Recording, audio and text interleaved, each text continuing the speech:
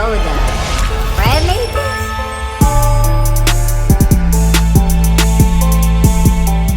What's up, everybody? You here with Off the Field, special guest Jaret Patterson and James Patterson.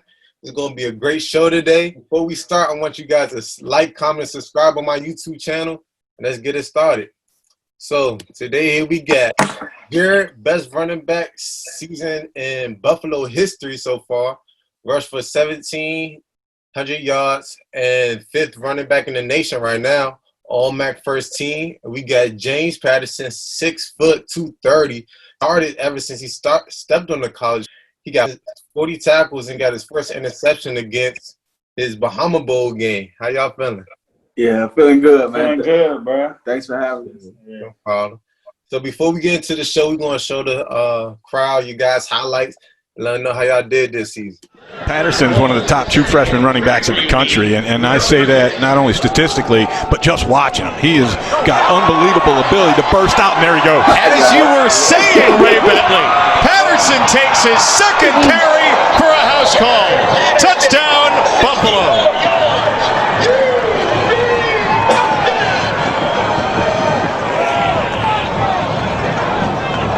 4 minutes left in the first quarter. Buffalo has not attempted a pass. Patterson into the end zone for a Buffalo touchdown. Jaret Patterson's first of the season, 13-0. General society about the Nation of Islam. Talking to you like talking to myself, cause it ain't no getting through to you with all that swell. And I've been thinking about you since I came to jail. I tried to reach out to you, but it was to no avail. Guess it ain't nothing else to do when we outgrew each other. We hard now beefing like we never knew each other. Talk about the coupe, no bikini, became my life now. I'm sipping Bellini, living that lifestyle. And that is that it is an organization dedicated to the use of violent means to attain its goals. Tackled by James Patterson. The question I have is, James, what you like about him? how true is this? He plays like a vet. And why do you think it persists? And tackles well in space. So getting into the interview, I know you guys wasn't really ranked coming out of high school. It wasn't even the top player in your rank on your team. So tell me about how it felt always being the underdog, even though you guys knew you had the talent and the work ethic to be on top and actually be ranked and play with the big dog. We just use that, that underdog mentality, as fuel and just really extra motivation. We don't, who knows, I wasn't really, really highly recruited or ranked coming from PG County, the PG County area. And we just used that, as, like I said, as motivation, and just really, I feel like that really played a part in our development, just really going hard and really grinding each and every day, just getting better. It gave us a chip on our shoulders, just to compete versus ourselves each and every day. How could we just beat what we did yesterday, and how can we make it better? You was a part of it, from 6 to 6 every day. How could we get better each day with something we could work on, and how can we compete against each other and make each other better? So you're talking about from 6 to 6, going back in the day. Tell the crowd when we first started actually going 6 to 6, like this was our job and this was our livelihood. Yeah, man. That eighth grade summer going to ninth grade, it was a few of us, me, James, you, Bambi, Chase, Cam, Butter. Yeah, all the core, the core group, man. And we really didn't have the normal summer as teens. We really took upon ourselves, to really just grind. From 6, got up in the morning, 6 a.m. Go up Pilates, get workout, eat lunch, and then we hit the field later, and then we could be with Coach Justin, hit another field later, and it was really. That was our routine the whole summer, just hanging out with each other, grinding with each other, and what I'm saying? Right, and it's crazy. That schedule right there really helped us become the players we are, and it really helped us become the leaders we are today as well. We helped guys that came beneath us to really love the game of football and how can they take their game to the next level. And they're starting to show in some of the guys we really used to work out with that were younger than us. Look at like Jalen McNair. Blake was with us at one point. We used to work out with Lil Caleb. He just committed to Oklahoma. So we just proud of all them guys. Buck, Boog, all them guys, you know. We used to work at Elite 5:30 in the morning, Saturdays, you know. So it's just so much pride, like proudness of them guys doing and achieving their dreams and how hard they work and the schedules they follow. Like we told them the keys to success and just how they come into their own as grown men or young grown men. You feel me? Mm-hmm. So talking about our work ethic when we started growing since we was younger and now just seeing it at an older age, do you feel like being in college, being around other people, you feel like they have that same work ethic as us, or how do you feel about that? You know, you're gonna have some who work as hard as you, or some who's willing to work as hard as you. You know, it's guys who's not gonna do the things you're gonna do. So you gotta understand that you're competing versus 1,000 or 1,000,000 other guys across the country. So you really gotta put the extra work in, and you gotta be willing to try to invite other people like your teammates. You know, that's one thing I strive on. You know, I try to invite my teammates so I can really help them and push them to get better every day because I'm not out there by myself on the field. You know, I want other guys around me to be as good and to compete with me. Yeah, that's a big thing. You know, he really said you got to have that mindset. You know, of course you're competing with, you know, your teammates and stuff like that.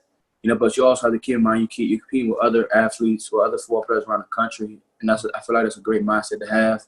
And like you said, man, it's also, you know, helping other guys out. You know, bringing them along and getting other guys better. You know. If you're not getting no one else better, then you know what I'm saying, then what are you doing this for?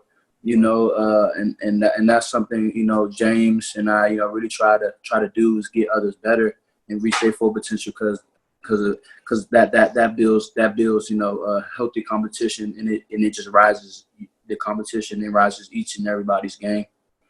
Facts. So tell me about how it was growing up as an athlete in your household. Like, were your family supportive of you? Did you ever get private training growing up? What was it like? You know, our family is a very athletic family. You know, it started from my mom and my father. You know, they both went to Parkdale. My mom was a track runner, state champion in the 110 hurdles. You know, my dad played football for Parkdale. You know, probably one of the best to ever come out of Parkdale. You know, you have to ask around because a lot of people, every time I go around, they hear my last name, Patterson. They always ask about Tracy. Or you can hear Leroy be like, "You're Tracy's son, huh?" I'm like, "How you know my father?" Be like, "Man, he used to be a beast back in the day." And then I have two older sisters who used to play basketball. You know, some of the best in the nation. You know, my older sister at one point had an offer from Memphis. You know, but things didn't turn out well. And feel me, but you know, it came to us. We learned from those mistakes from my sisters that they made. And we made the best of them, and our support system is one of a kind. You know, this is not for my mom, my dad, my sisters, it's from my grandma, my aunts, my uncles, my cousins. You know, it's from everybody, and they're gonna ride with us and rock with us for the rest of our lives, either we're playing football or not.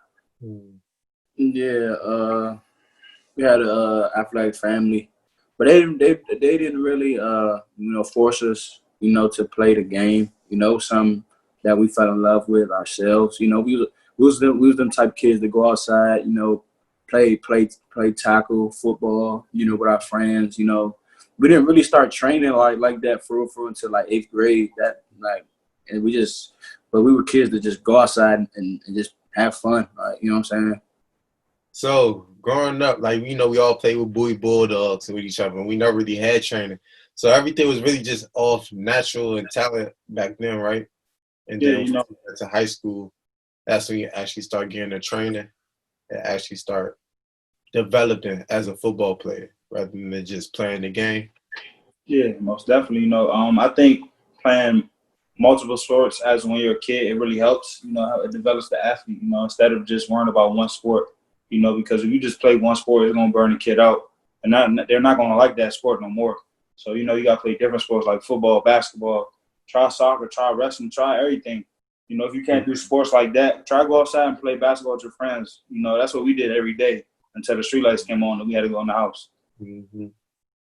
So to tell the people, what does a college offer actually mean? So say, I know I've been hearing a lot about kids getting offers and still not being able to commit to the school right away. So tell me about that. So what is actually a college offer for the fans that's watching?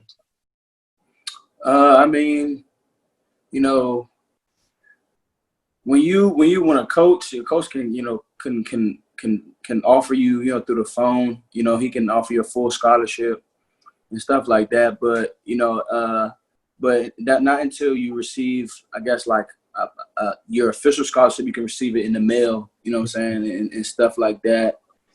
And having going through high school, you know, my very first offer was Kent State. Mm-hmm. You know, and you know, Coach Justin, he you know, called me on the phone and you know, he told me that Kent State offered me. Mm-hmm. And I didn't even believe him. Like I was like, well, they want me to come to the camp or something. But you know, I got I remember and it's funny too. It's funny because the Kent State coach that offered me, he works at Buffalo. Coach Burrow, he's our safety coach. You know, he called. I remember getting on the phone with him and he offered me, and it was like the best day of my life. Right. You know, offer means is the school who really wants you the most. You know, they'll really show you the interest. The coaches will call you every day to check up on you, and they'll come visit your school, and they'll reach out to you to come visit the campus. You know, that's one part. I wish I can go back. I wish I can visit more campuses and stuff like that. You know, for them younger guys who do have a lot of offers or multiple offers, where you can go visit them schools to see which one offers the best for you. You know, in this recruiting process, everybody is different. You know, I'll say this because everybody's not gonna have 20+ offers. You feel me? For free, or you only need one. You know, and when you get that one, it's like a weight off your shoulders. You know, you can just do anything you want, but at the same time, you gotta keep in mind you still gotta work because there's still a lot to be done. Right. So coming out of high school, who had more offers, Jaret or James? I did. You know, I had 20 offers.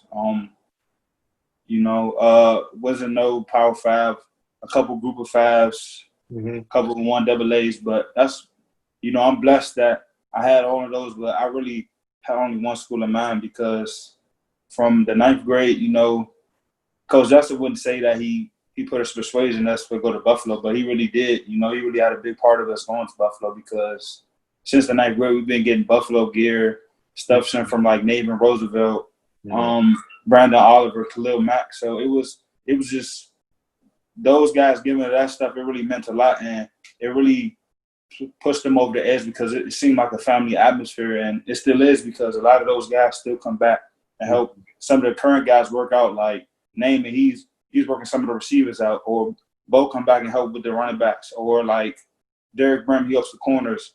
You know, so it's a lot of guys who come back and help out.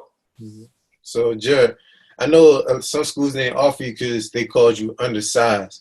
But when James was getting those offers, did you feel anything? Because I know you guys are both competitive. Like, did you feel all love towards him? Or did you feel like I got to keep grinding to try to get my offers up? Or how did you feel about that?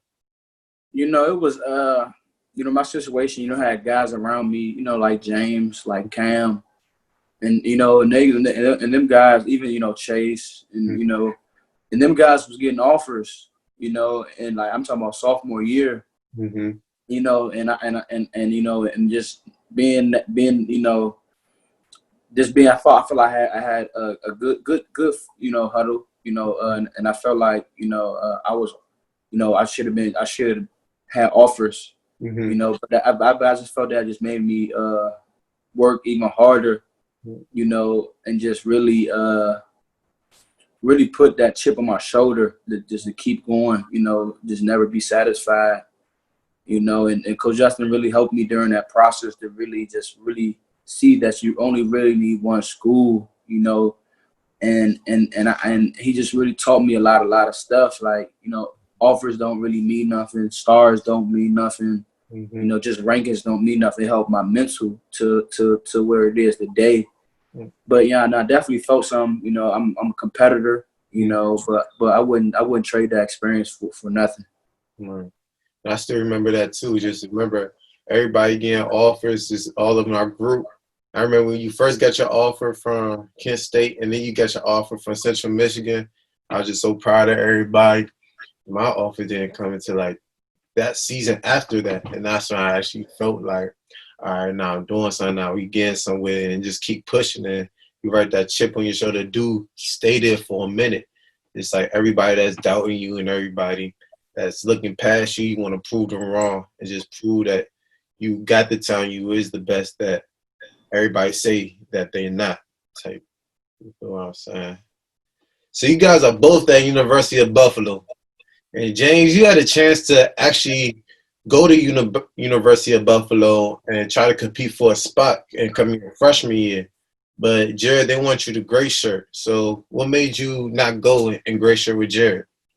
You know, what made me not go to the university and stay with Jaret was it was our dream together. You know, we was in that parking lot after a workout, just talking about where we gonna commit, and we both decided on Buffalo. This was right after a workout at White Marsh Park with Coach Justin. We was on the phone with the head coach Lance Lapo, talking to him like, yeah, we're gonna commit to you guys and stuff like that. And they told us we were gonna get back to you. The next day called us, was like, yeah, you guys can commit, but we had to talk about some things. And they told Jaret he's gonna have to wait and come into the spring semester. And that really clicked in my mind. It was like, nah, I'm not going now. You know, I'm away from my brother. You know, I'm not gonna sit there and just leave him by himself, you know. So those 6 months that we did wait and waited for that spring semester, we just put our all into it and just went all out in training. And we had to do some things as coaches to give back to our high school. And just it felt like a lot of people doubted us because they expected us to go right to college that summer while everybody was leaving, you know. And it made me realize that everybody's not always going to be in your corner when you're down. You know, you got to really depend on the ones who you love and support you when you're down and when you're up. So tell the people, what is Greyshirt? I know I heard a red shirt and something called blue shirt, all different types of shirts. So what is Greyshirt? So Greyshirt is just basically you're delaying your enrollment on campus until the spring semester. And that's what, you know, they wanted me to do, you know, because of probably, you know, there was too many people in that class, you know, didn't get the right SAT score and stuff like that. The Greyshirt experience, like I said, it's another experience. You know, I wouldn't trade it for anything, you know. During those 6 months, man, we really was grinding with Coach Page, you know, up at Pilates, you know, like just helping out, you know, also coaching that team too. But we also knew that we was grinding. You know, we'd get there probably noon and work out until their Pilates dismissed. And we did that every day. Yeah, Monday through Friday, that whole 6 months. And, you know, and our goal was when we stepped on campus, we wanted to be ready, and we definitely was. So you feel like you was coaching through your Greyshirt process as well. Do you feel like that helps you a lot with the mental part of the game before you even got to college? Yeah, it did. It showed us the other side of the game, what coaches really have to do to prepare in each week. You know, how they get the schedule ready for each practice and how they're going to implement each play, like, or the game plan they're going to do and stuff like that. So it really helped, like, to really be coachable for other coaches and stuff like that, and how you can help just by being coachable, you know. Coming from the DMV, was it a culture shock going up to Buffalo? Because, you know, DMV is based around big city, a little bit in D.C., and just a lot of people around. Was that a culture shock from Buffalo? Not really. We're type. I feel like we're the type of people that, you know, we want to try new stuff, you know, new things. It wasn't really a culture shock. I feel like we're a people person. Yeah. And we're not really like we wasn't really like homesick or nothing, because we had each other, and it really just felt like home from another, like home from home for you know, the people up here at UB in the Buffalo area are friendly. You know, they're very accepting. You know, and which made me very surprised. You know how accepting and nice, you know, they really are. So, Jaret, coming from not being known at running back, coming out of high school, to being the top 5 running backs in the nation, how does that feel that everybody knows you now, You still got things to prove, but your name's out there now. People know you. How does that feel? I mean, it's cool, but I feel like, you know, there's still work to be done. You know, I'm a type. I feel like I have an advantage, you know, of being an underdog. You know, always got to work for something. You know, I just still got work to do, and I won't stop until I'm considered one of the best, if not the best. And you know, it's definitely a blessing. You know, but man, that stuff don't really matter to me. You know, I still got work to do. So now that you having success on the field, do you feel like anything you get treated differently, like around school? People that you haven't talked to in years start reaching out to you, just things like that. You feel any different? Not really, you know, or I just don't really pay attention to it. You know, I feel like I'm a type of guy. You know, I will always be, you know, Jaret. You know what I'm saying? I'm just a normal person. You know, like James, like you. You know, so I'm not really. I just don't pay attention to it. Everybody knows DMV for basketball, but now that you've seen talent all across the country, what do you think about DMV football? You know, it's unique, you know, especially in the heart of the high school football era. Right now, you know, St. Francis, St. John's, DeMatha, Gonzaga, a lot of public schools are producing talent each and every year, you know. You know, it's exciting to see because, you know, we're recruiting guys just the base of like, hey, coach, you got to recruit this guy, you know, and they're starting to listen. And, you know, it's like 13, about to be 15 guys up here in Buffalo, you know. You know, that's what we want. We want Maryland, D.C., and Virginia to take over any program they go to and really prove that we're the best, you know. We're better than Florida. We're better than Texas. Better than Cali. You know, that's what we want to prove. Yeah, you know, definitely. I feel like Maryland, or the DMV, you know, has the top football. You know what I'm saying? I feel like guys that come from here are different, and you see it and stuff like that. And we take pride, you know, in being from there, from Maryland, and just representing and just putting on. So you say that they're different. How do you feel like they're different? Like they play with more passion, more aggression? How do you feel like they're different? You know, mentality-wise, you know, we're just relentless. You know, and we're way closer up than the rest of the nation. You know, when it comes to certain things, a lot of college coaches really don't have to teach those certain things, and they just be like, "Oh yeah, you already coached up," and that's how a lot of guys from Maryland get thrown on the field so quickly. So y'all both play around. Who's the best high school player you played against, and who's the best college player you played against? You know, high school, I would have to say it was Trayvon Diggs. You know, he was a guy who really can score from anywhere. You know, I remember watching one highlight. He scored from being a holder on PAT. You know, he scored from right there. So, you know, he was a tremendous athlete. You know, and I'm just glad I got to compete against him, and I wish the best for him. So many. Yeah, I feel like Trey Diggs, he was a good one, but I have to give it to Kirk Rollins. John Kirkwood, he was definitely the truth. You know, he was definitely the truth when we played him in high school.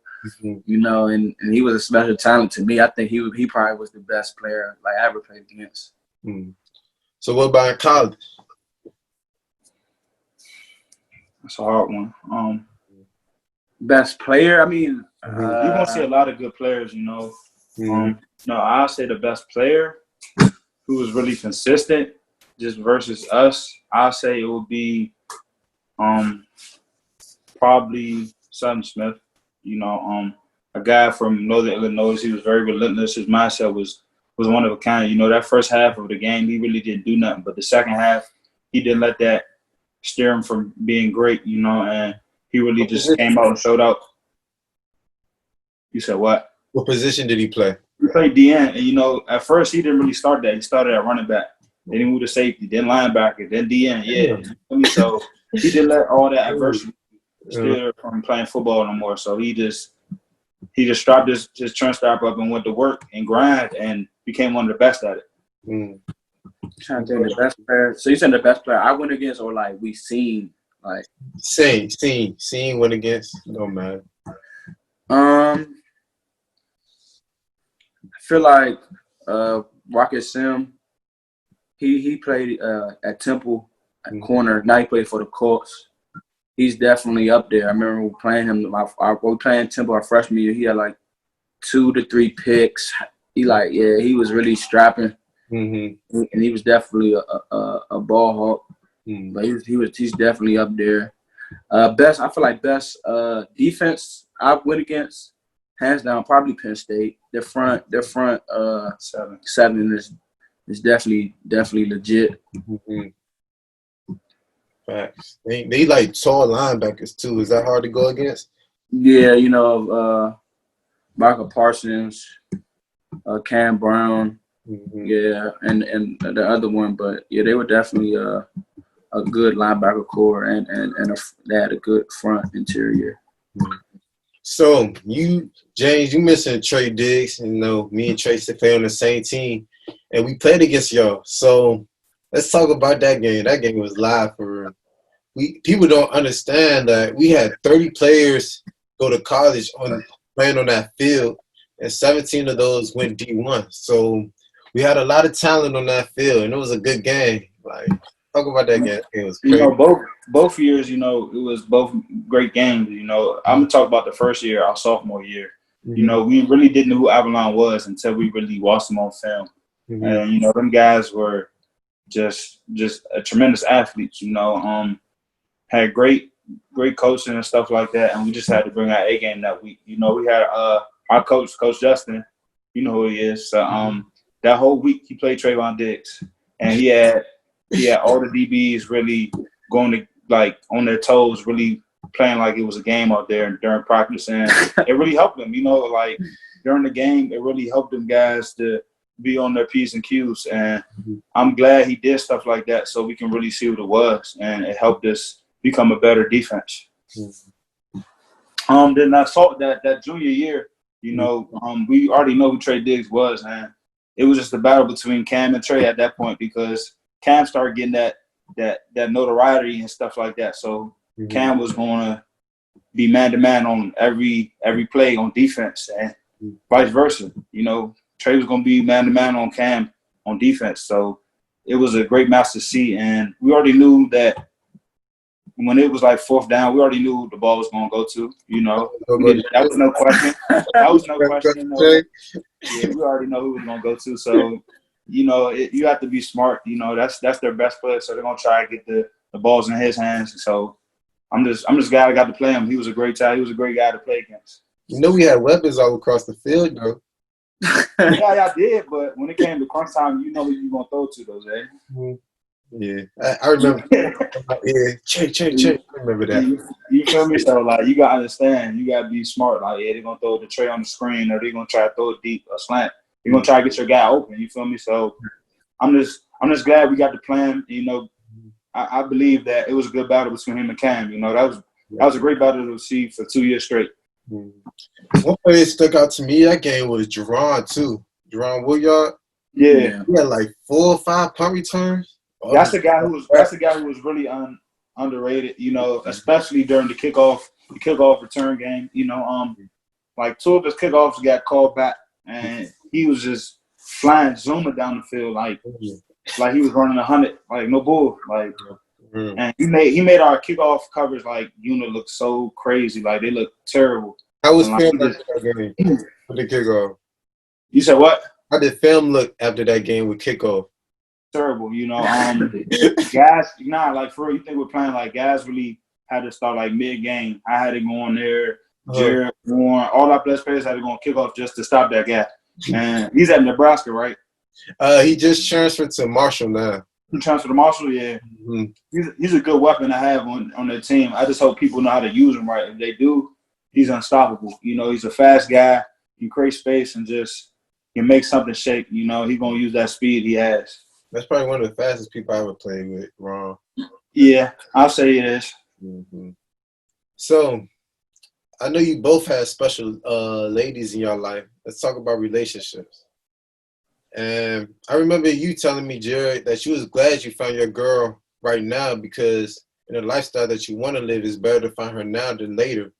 So, like, tell people, like, why is that? Like, you feel like once, because you guys both had the talent to go to the league, you feel like if God willing to, y'all do get the thing that for people, from things you heard from people in the league, you feel like women might chase you more just off the money you have, or just like go into detail about that? You know, I met you know, my girlfriend my freshman, probably like mid-freshman year. Mm-hmm. But we was on it. We was, you know, I go on and off. You know, we really playing. You know, just seeing how things were. You know, really didn't get so serious until probably about in the sophomore year. Mm-hmm. And I feel like it's better like that because, you know, you can just focus on things you need to focus on. You know what I'm saying? I mean, the girls are always going to be there, you know, when you step on the college, you know, but for me, it was more than that, you know, when I'm trying to go, you know, what I'm trying to do, you know, I don't really have time for that. You know, and I was just looking to build and grow with someone, and that's what I'm doing right now. You know, and just I feel like, you know, just hearing advice, you know, from other people I know that's in the NFL or got the opportunity to be in the NFL. It's definitely a different experience when you get on that level. You know, you need people that's going to be for you, you know, and that's not just going to be around you just because of, you know, you play, you know, in the NFL, you got like so much type of money or stuff like that. You know what I'm saying? You need a person that's generally, you know, for you, and just because you're on that status, you know, they don't want to be around you for that, but something else, you know, your personality, you know, stuff like that. Mm-hmm. What about you, Jane?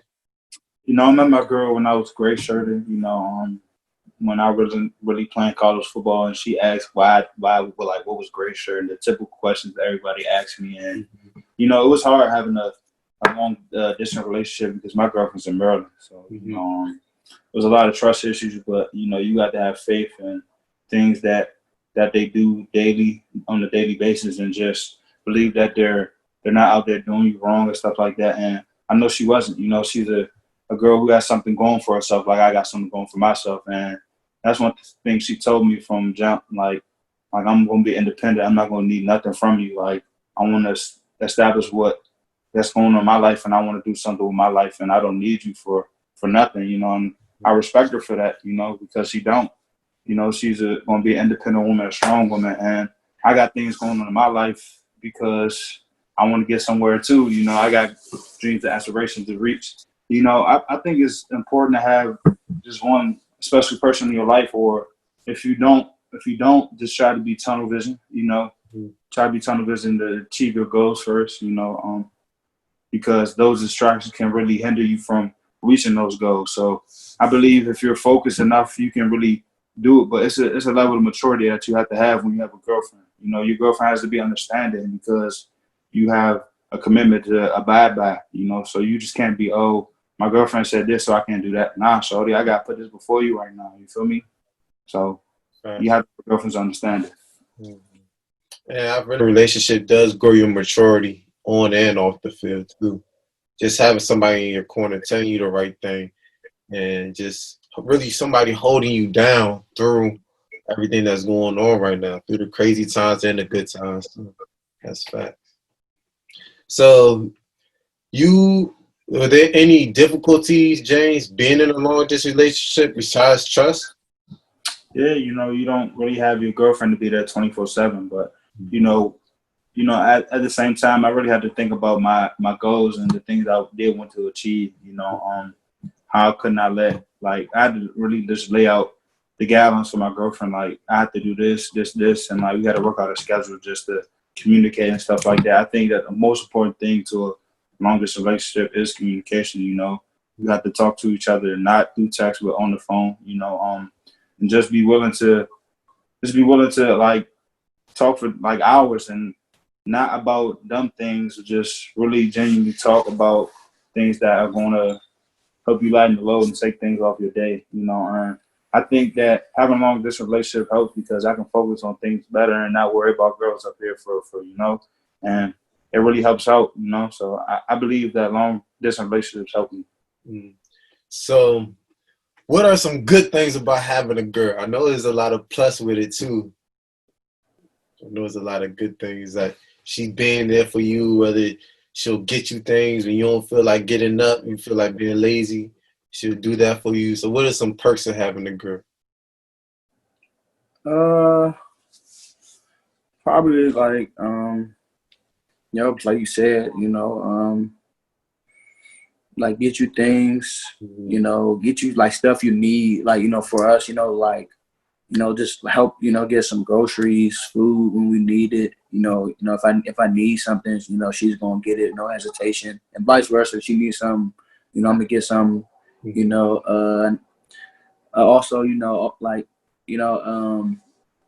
I just feel like, on birthdays and stuff like that, of course you get, presents and, gifts and stuff like that. But I feel like the biggest perk, is, you spend time, spending time together, having someone you can vent to, and knowing that you can trust them, talking to them and stuff. And I feel like that's the biggest perk.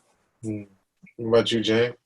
What he said is absolutely right. You have to just, when you have a girl, it's just about coming together and being that equal and willing to sacrifice and getting things for each other, like without something to be like, you got to pay me back, So that's one thing I like about having a girl, she doesn't really worry about, I'm going to take the bill this time, or you got to take the bill that time. Like, she don't care. Like, we'll fight over the bill if that comes to be, you feel me? But, somebody who supports me 24/7, just not her and her family, her family really supports me 24/7. Her dad calls me all the time, her mom, her brothers, and you get to meet new people and see what their ideas are about. So, I asked this question for everybody that come on my show, and I know we had some personal experiences with it. So, like, growing up, we never really had a job, right? So, like, we always we used to referee for money, whether it was $60 one night. Like, we never really had a job. So, how would you guys get your money to support yourselves? Or, like you said, just referee for money. But, I really don't need a job right now because my focus is not on getting money right now. My focus is school and just sports right now. So, a lot of people try to force that, I need to get money, this is that. Like, right now I'm just chilling, focus on school, focus on football, and just chilling with my family, and just trying to stay safe during this pandemic, because there's a lot of things going on right now. And that's the biggest thing, A lot of people will try to be money hungry instead of doing things that the kindness of the heart, Like, a lot of people try to pay me to, work out with this dude, work out. I'm like, nah, I'm gonna do it for the free, because that's what people did for me. So I'm gonna do it for others. Right. Same with you, Jaret? Yeah, same thing. Right now, focus right now is being a student athlete. Focusing on school and football. And I feel like as it should be, but I feel like when football ends, I definitely feel like I will find something, that I will have a passion towards helping people, or helping the youth, or or even being in being a teacher or something like that. But I'm still trying to figure out myself and still working on that side of things. But right now, the main focus is just school and football, and like you said, being safe during these times, stuff like that. Not rushing it. Right. And don't get me wrong, I don't think y'all ever had a job, like an actual true 9 to 5. Am I correct? Yeah, correct. We just don't have time to. So we're going back in the day. I know we remember we used to go to parties all the time in middle school, just back in the day. So do you have to chill on going out to parties because y'all both are in the spotlight, or you feel like you outgrown them because we went to so many? I think we outgrown them. I'm not gonna lie to you. I'm not gonna say for loud. We go out every now and then, but I think we outgrown them. And parties are not the same no more. It's just about. It's no more good music being played at parties like go reggae and stuff like that. You know, they just want to play all the trap music and stuff like that. Which is cool sometimes, but sometimes people got to switch it up. You know, I don't want to hear the same Q to 4 or something like that. But, you know, one thing I say is, man, is try to do more things instead of just going parties all the time, you know. Yeah, but I feel like, you know, we go to parties then and there, but I feel like we really outgrown them. You know what I'm saying? I don't really go to too many parties like that. Yeah, me either. But back in the day when middle school, we used to go. It felt like it was different back then. Like people wanted to have more fun than it is now. Yeah, no, definitely. I mean, you gotta think it's different times. Like we in a whole pandemic, but yeah, definitely. Out the pandemic, just like last year. Yeah, definitely. Nah, definitely. When we was in middle school, beginning like high school, it was definitely the time. Good times. Good time. So, have you guys ever been separated? And if so, how long? Yeah, we have. You know, a couple times. You know, he had to go to like a war ceremony, or he had to go to like a retreat, or like he had to go get surgery and stuff like that. But not for long. You know, probably like two weeks at max. So, looks like you guys are both headed to the league. Are you prepared for the business side of the being in the NFL? Have you guys learned anything about the business side yet? You know, since like the 9th grade, you know, our coaches have been preparing us, Coach Justin and Coach Ian, for the business. You know, they always used to tell us that, like, this is a business, especially like when you and Chase left. It was like at the same time, you gotta understand this is a business. They still gonna be your friend, but this is a business. They gotta do what's best for them, and that really helped us in the long run because a lot of people get mad when their friends leave high school or something like that, and not really look for like their best intentions. Be like, oh, that's gonna be a better fit for them. So, you know, that helped, and you know that when they say they college, it's like when you get between those lines, like you gotta compete. You know, it's no more friends. That's not your buddy. That's not your guy no more. You gotta compete. You know, like you got like what you're made of. You gotta put your stuff on resume, and if your resume is the best, you're gonna be on the field. Mm-hmm. Yeah, feel like you know, like you said, I feel like college and you know, having coaches we had in high school really prepared us. You know, but I'm not really even focused on that right now. Yeah. You know, our focus right now is preparing. You know, if we're having a season and stuff like that, that's really, you know, the main focus. You know, and that's a big thing. Not really thinking too far ahead, but you know, just thinking about the now. You know, and just really just keep working every day, getting better, take care of your bodies, and just doing the little things right, and which can take care of the big things. Facts. So this past NFL draft, we all know a lot of people that got picked up by NFL teams. Not Chase Young, we can't state the obvious, but who do you think is going to make some noise in the league over it? You know, two guys who really stand out to me, Anthony McFarland and Antoine Brooks, two guys we grew up with. You know, Anthony we played the whole Boys and Girls Club with, and Antoine we grew up in the same neighborhood over in Lanham, West Lanham Hills. You know, every day he used to knock on our door and be like, "Can James and Jaret come outside?" He used to play throwback soccer for hours. Him, his little brother Jay, and a lot of other guys, you know, we used to play for hours. And right there, in the street, playing in the street, he's like, "Bro, we going to the league," like right there at a young age, and he knew it.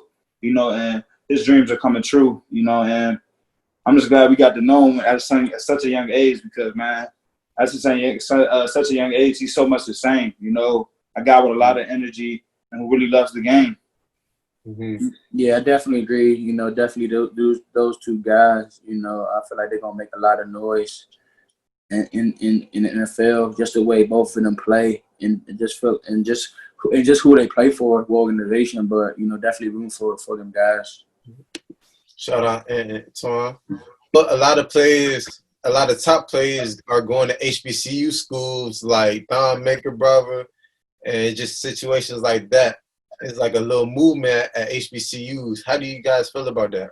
And, you know, I think it's good because I think HBCUs get looked over. You know, it's a lot of great players who really play there, and there's a lot of guys in high school who overlook or overstep or think HBCUs are not good. But you understand, like, if you're playing good football at any level, they're going to come find you.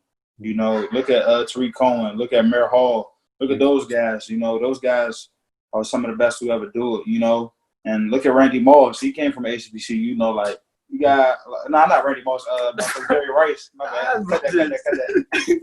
But anyway, yeah, like he said, you know, I feel like, you know, HBCUs is not a bad thing. You know, if I had an opportunity, you know, I would definitely would have looked into it, but I didn't have no HBCUs, you know, knocking at my door. But you know, like you said, if you're balling at any level, they'll find you. And I feel like it's definitely a good movement. Mm. So, if y'all could go to any HBCU, what HBCU would it be? Probably easy, A&T. You know, it really doesn't matter. Anyone that offers both of us, you know, he gonna say A&T because Tariq Cohen, but anyone that offers both of us. Mm. So here's a hot seat question. Favorite NFL player of all time? Either probably Barry Sanders or LT. I might have to go with Sean Merriman or London Fletcher. And, Barry Sanders just reached out to you the other day, Jaret. Congrats on that too. Man, appreciate it. So, biggest lesson you've learned in college? Take care of your body.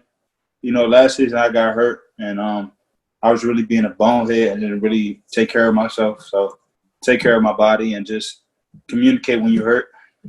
Really just you can't really get too high, can't really get too low. You just gotta take it one day at a time. If you didn't have football, what would you do? What, like in college or like you just talking about? Just in life in general. If I didn't have football in my life, I feel like I would take after my mother's role. You know, she's a principal in the inner city of Baltimore, and that type of field. You know, just I feel like me and James, we work good with, you know, helping people and helping young people, and just, you know, in that aspect of things. What about you, James? You know, the same thing, just to have an impact on younger guys than myself. And in the urban area, you know, because urban areas always get overlooked with their schools and stuff like that. So, and plus there's not a lot of black male teachers that really teach those kind of kids, and they don't have somebody who really relate to them. So if they see a African-American male teacher, they are more likely to relate to us and like relate to them and stuff like that. So it'll make them feel comfortable and make it cool to learn, you know. I appreciate you both for coming on to the show today. I'm going to be sending you out some Smart Jock gear too for coming on the show, special guest. Don't forget to like, subscribe, and comment under the video. I'll see you guys next time on Off the Field with Isaiah Robinson. Have a blessed day, y'all. Appreciate it. Hey, hold up. Really?